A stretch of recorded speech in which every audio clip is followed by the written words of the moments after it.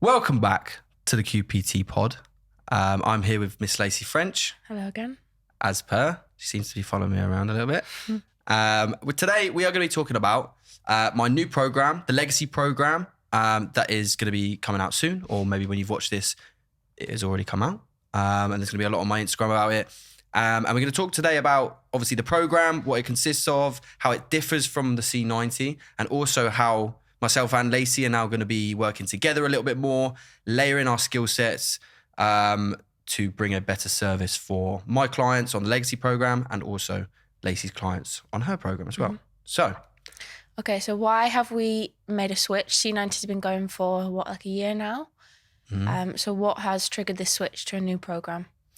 The C90 was when I first jumped onto the online coaching sort of side of things.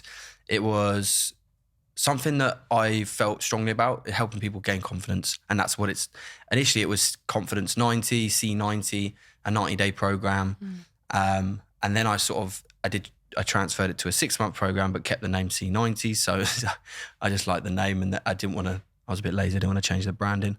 But with the new Legacy one, with the C90, it got to the point where I was like, I wasn't able to, the people I was aiming for, I couldn't relate to them, which made it harder for me to be a leading example. And we went to the event recently, and everyone that spoke and that was doing well were like the niche that they went for. So whatever the clientele that they're going for, they are 12, 18 months, 2 years down the line from the people they're aiming for, and everyone was doing that, and I sat there like a 20, 25-year-old guy trying to relate to to females mindset. And it just almost got to the point where I couldn't give my all because I just couldn't relate. I was struggling to get content out because I just wasn't putting my all into it. And then the lead gen and sales and everything was just sort of dropping off, and my energy, I was just being drained quite a lot. Whereas now this switch to this sort of Legacy is more about for young people who know their potential. They know that they can be something, or they might not even know about it, but they feel as though they want to be more. They just don't know how to do it, and they don't know where to put their energy and their focus. And this is the program that I wish that I had 3 years ago. I was in a place where I was lost. I didn't know what I was doing. I knew that I could be something. I just didn't know what to do. And I was being very self-destructive in other ways and reaching out for help. And that's the main point of the Legacy program, is bringing as many different aspects that I would have wanted 3 years ago into one program, one payment. That's what I wanted to bring with this new program. So you've had a few new signups on this Legacy program already. What kind of traits are standing out to you? What are you looking for in the applications, in potential clients? What kind of makes the people that you're working with now stand out compared to who you might have been working with previously? So, the big difference is age and gender. Like straight up, I pretty much went from middle-aged females was sort of the content I was going for, and now it's sort of younger guys, like very different ends of the spectrum. A few of the signups are people who I reached out to and said, like, as I said, I haven't launched the program yet at this point, but it's to people who I was like, this is literally the program that will benefit you. And they're like, they've sat down, we've spoken about it, they've gone, do you know what actually is? Because these are people who are in the position that I was in, and I'm like, I'm giving you what I needed. This will benefit you in a much shorter space of time. It's taken me 3 years to get to this point, like from when I was in a real shit position. Whereas now I can say to people, it might not take 6 months, but these 6 months will condense a lot of time and effort and trial and error into a short space of time that you can then level up and then be in a much better position. So like, why would you spend 5 years doing something on your own when you can do it in one with the help of someone else? Yeah, for sure. So what are like the key pillars of the program? Like what are the 3 things that you would say constitute the Legacy program? So the first and the main one is focus. So that's what I go through. So everyone will have strengths and everyone will have weaknesses. There's people coming onto the program now who already train in the gym. They already track their nutrition. They have been doing that for ages, right? What they might struggle with is time management, scheduling their week, planning, and they're just sort of, they always feel out of control. So that's something we work on. You know, you might be really good with food and then I don't even have to worry about that. But it's then more about, right, how can we optimize your time in the week? So one of my new clients, Alex, he's a really good friend of mine. He's working 2 jobs, right? He's trying to get away from the current job he's at, and he's trying to move online and do some online stuff like financial freedom, etc. Right? But he's trying to work a full-time job and then find time outside of it. So we sat down the other day, on a call, and literally structured out his day from the time he wakes up to the time he goes to sleep to be as optimal as possible, so that he is, instead of wasting time here and there and then feeling stressed and then not writing stuff down and not being able to actually progress the business or the business side of things that he's doing on the side, that he wants it to become a main thing. We sat down and we planned that out. But someone might come to me still, like anyone comes to a fitness trainer, and be like, I don't know what I'm doing in the gym. Please help me with that. And they might be in the right mindset. They might be really planned out. They love what they do work-wise. They have a good relationship with people in their life, but it's with food and gym that they don't have. And obviously that's the whole point of a fitness coach, you know. But the legacy is much, much more than just nutrition and gym. Like, it's about looking good, feeling good, and actually being able to create the lifestyle that you want. So obviously focus is the first main pillar. The second main pillar is split into 2, but it's the same thing. So it's consolidate. So it's to strengthen, you know. So you can consolidate the body by going to the gym. But again, I've been in the position where I've been in good shape, but you tell me to run a 5-10K and I would not be able to do it, because fitness and looking good are 2 completely different things. You ask a bodybuilder to run a 5K, they're not doing it because they don't train for that, you know. With the legacy program, and what I've been doing over the last year is building up total fitness. I can lift heavy weights. I can run a 5K pretty quickly. I can do CrossFit stuff. I can do like whatever I need to do, I can just do now. I can play a sport. I can do whatever. Whereas before, and what a lot of people think with like a program like this, where it's like legacy, like it's just aesthetics, which is completely wrong. Like a tree, I said, as an example, like you can have a nice looking tree, right? Nice color bark, whatever you want, right? If it's rotten on the inside, it's going to be blown over. You know, you want to, and what with the legacy program is, what I'm building is, you do tests, you do like strength tests, you do muscular endurance tests, and you do fitness tests, so that every single month you are building up your total fitness instead of just how you look. Okay, now that's the one part of consolidate, which is the strengthen. Now, with the strengthening the body, but we also strengthen the mind. Now, I go through this a lot, and there's gonna be a lot of content about this in my particular situation. I've been in and out of shape more times than you could think of. You know, like Instagram, I only ever post when I'm in good shape. You know, if I randomly just drop off, not that that's happened recently, but beforehand, it's because I've just not been in good shape. My mindset's been screwed up. And I say this to people, getting in shape is it's not easy, but it is, for me, the easy bit. Because when I get a spur of motivation, I can just go, right, 12 weeks or like around that period, I can nail the gym, I can nail eating, I can get in good shape. But before this year, I would do that.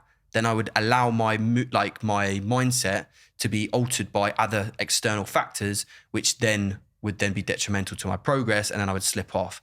So it's not been until I've consolidated my mind and my discipline and building up habits and being sensible with myself and saying I can't go to the gym 6 times a week, you know, being sensible with that. This is why right now I'm in the best physical and mental state to allow myself to be in great shape. So that consolidate is split into 2, so mind and the body, and both have to work side by side. And the last one is if you can do those 3 things, consolidate the mind, the body, and then focus on what's needed to be done each and every day, you can then create the lifestyle that you want. So this is where the first question I ask people in a consultation call is, what is the one thing you want from life? And they go, oh shit, like fitness or what? And I say, I don't care. Because people have big goals that they want to aspire to, but they don't know how to break it down. And I'm not saying I'm going to be a life coach, you know, but I will do my best to allow you to build yourself up to becoming the person that you want to be, you know. And that's what it's about. Like I said I'm going to be a PT. That's what I wanted to do, right? And then I said I'm going to make it no matter what. And the amount of times when I was in, like during lockdown, I was paying rent, I was not earning any money, the business was not making any profits or not making any money, nearly moved back home, like nearly wouldn't be here, But I pushed through and I kept pushing through because I knew that at the end of it, I was going to be able to get through it and push through. And that's why I say to people, it doesn't matter about where you're at currently, as long as you can dig deep and just give your all to something for a short space of time. Like I had to do it myself. Like I've barely worked with I worked with a coach for about a month and I got injured and then I couldn't continue the coaching, but obviously worked with business mentors, which has helped me massively. But just working with a coach and asking for support, especially someone who, like myself, I've been where you are, that person who feels lost, confused, wants to be like make more of themselves and doesn't want to be stuck in the same rut or in the same town that they grew up in. You've got to push the boundaries and you've got to allow yourself to grow, and you don't grow when you're in the comfort zone.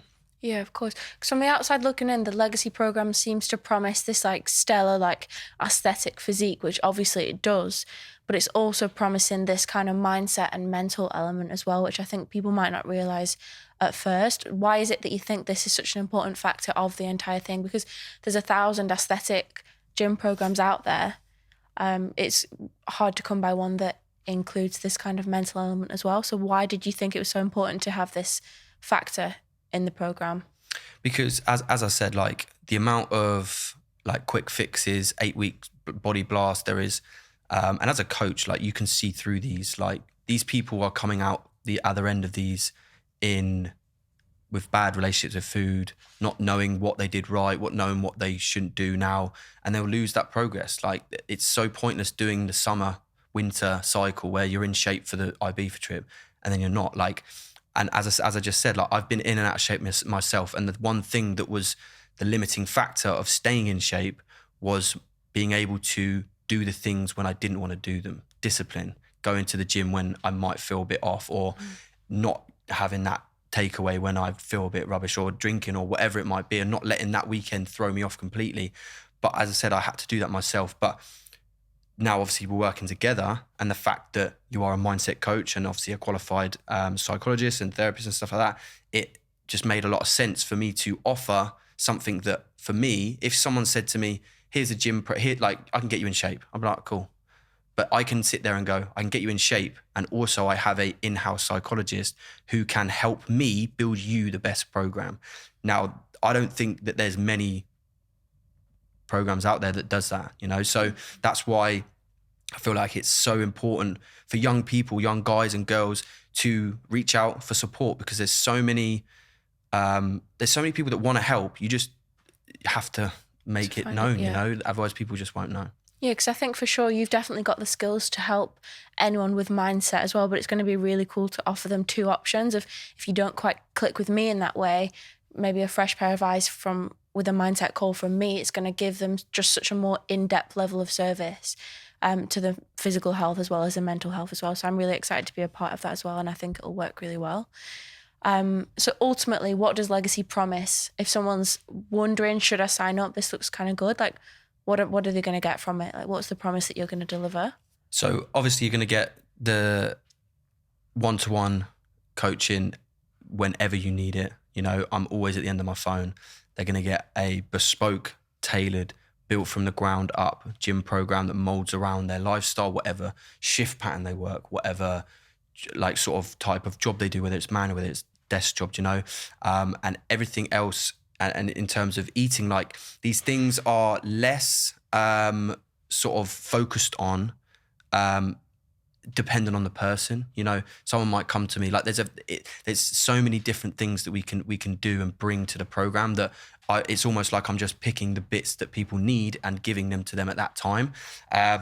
But it's like tailored gym program, like flexible eating structure. Like I'm going to tell you how to eat properly, and I'm going to teach you how to eat properly, but I'm not going to hold you to it and make you feel bad if you don't.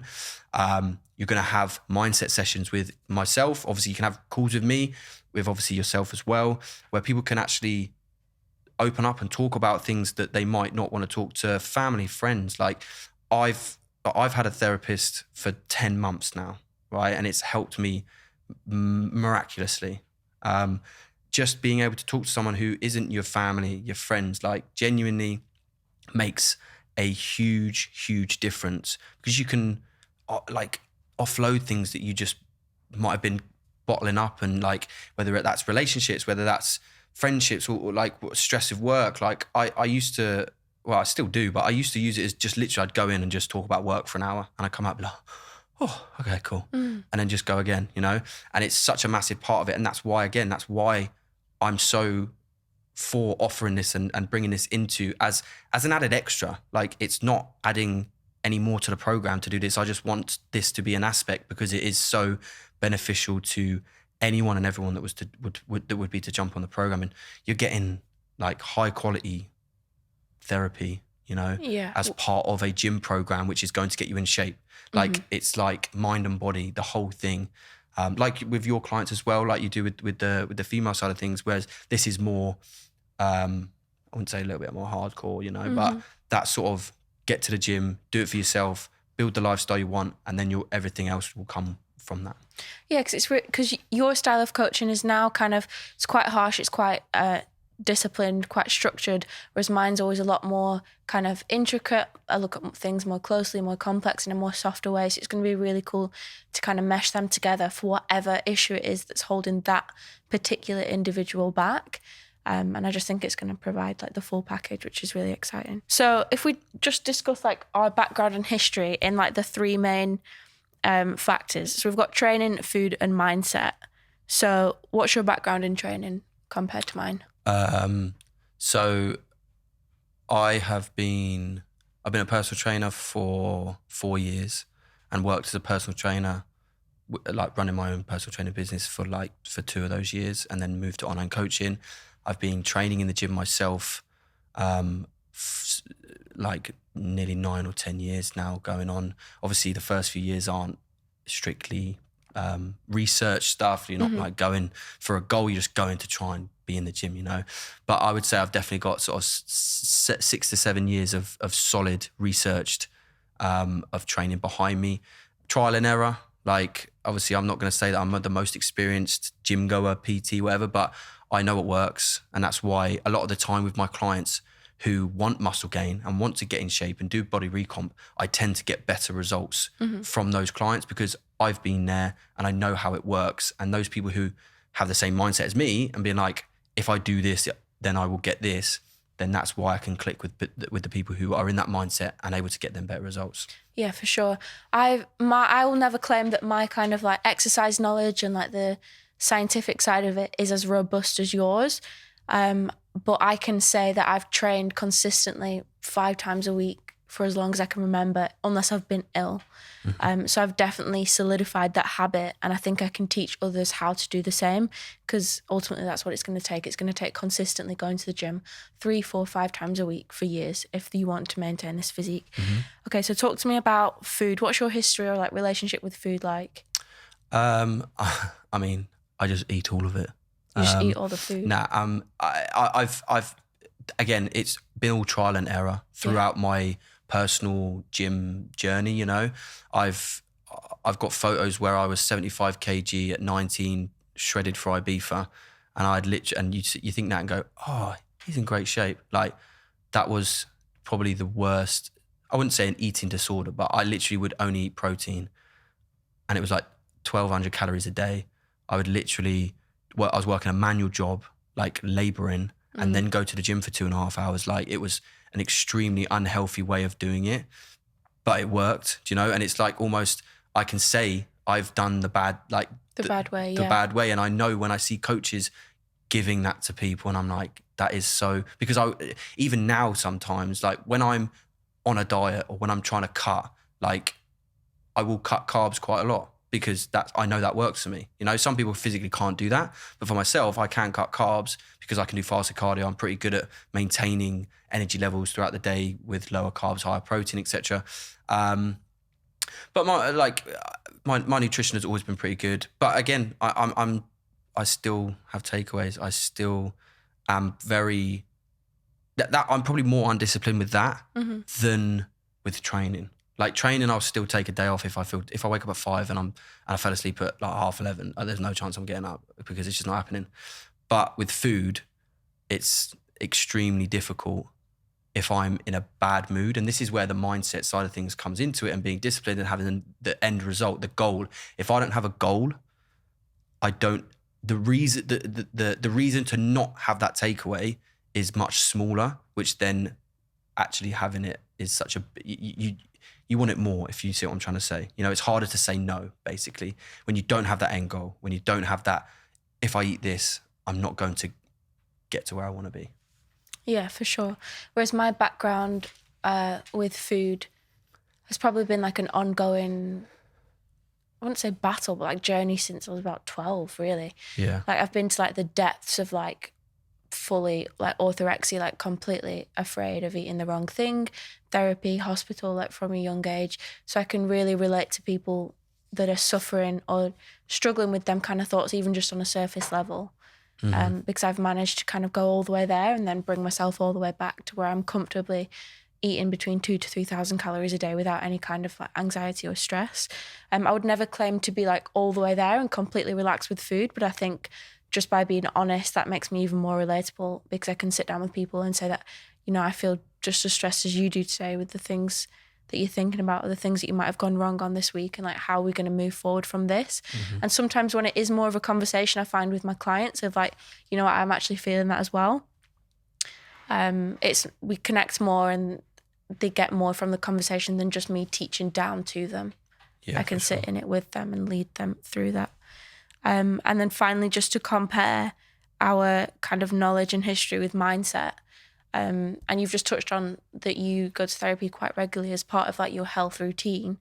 Where do you think you would be now if you hadn't have been going to therapy as part of that routine?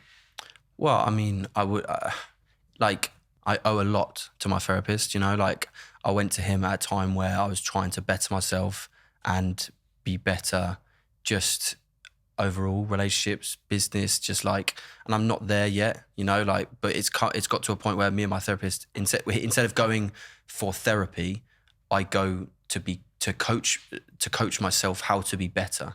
Like I know my limiting factor in business is my own self, you know, my own self-doubt, self-belief, which relates to everyone in coaching, you know, and that's why, like, when I can figure that out, when I can see my own sort of, I can't think of the word, attributes, when I can see my own positive attributes, it will make things much better. But I'm very, very like self cynical, you know. I've always got to do more, you know. So when I can sort that out, I will then the business will thrive more, because I can then put more into it and I can be more relaxed and I won't burn myself out doing other stuff. But in terms of the therapy side of things, it's so crucial to actually being a well-rounded person, because you can reflect on stuff. You have someone who knows how you're thinking to ask you questions, to then evaluate your actions and what you're doing and how you think about things, you know. And it's I know it's a bit of a taboo, like subject, therapy and stuff. Oh, you go to therapy, but it's so beneficial, and you can spend a lot of money on it, you know. Like I invest in, that's something I invest in myself, you know. Like investing in a coach is investing in your health and fitness, you know, and investing in a therapist is investing in your mental health.